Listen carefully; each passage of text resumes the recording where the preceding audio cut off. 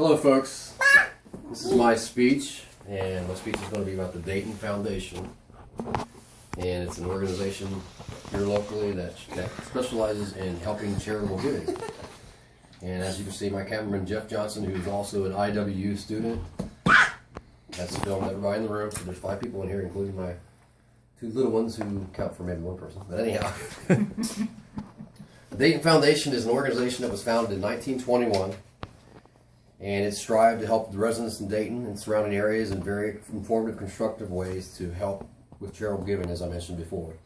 I'm going to overview the foundation, the historical value of it, and the resources that it provides through its website, which is www.daytonfoundation.org.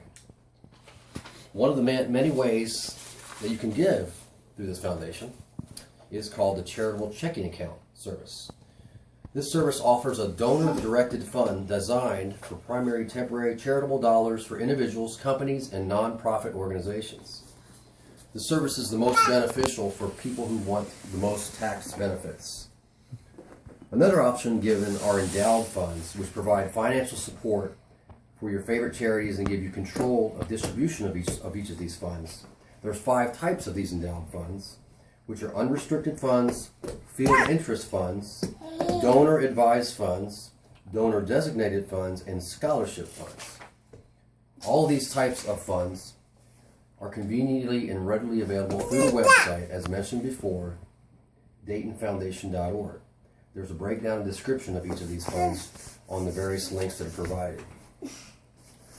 So the kids are providing distractions. It's all right. But anyhow, we're going to shift gears here, and I'm going to provide some statistical data about the Dayton Foundation. And the report that I pulled is from 2012 and 2013 fiscal year. On the report, it is noted that $48.1 million in donations were made through the Dayton Foundation in 2012 and 2013 alone. That is the highest dollar amount in the 92-year-old history of the organization.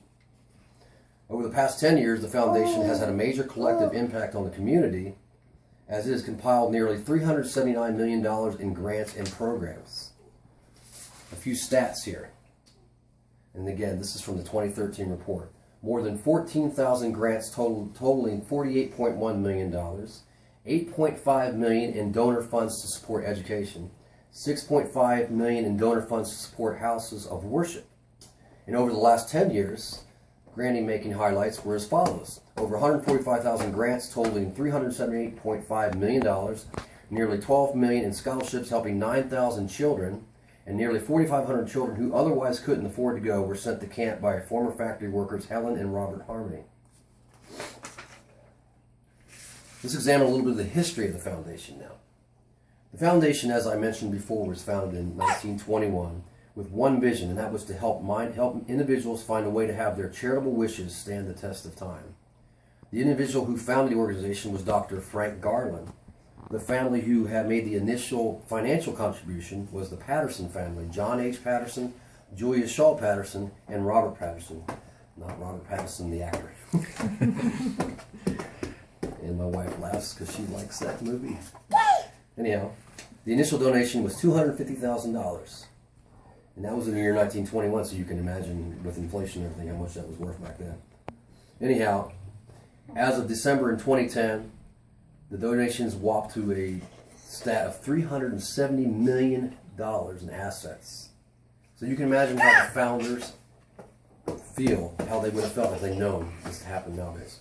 The current president of the Dayton Foundation is Mr. Mike Parks.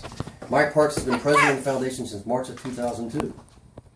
Mr. Parks also serves as other regional leaders on numerous area projects and initiatives.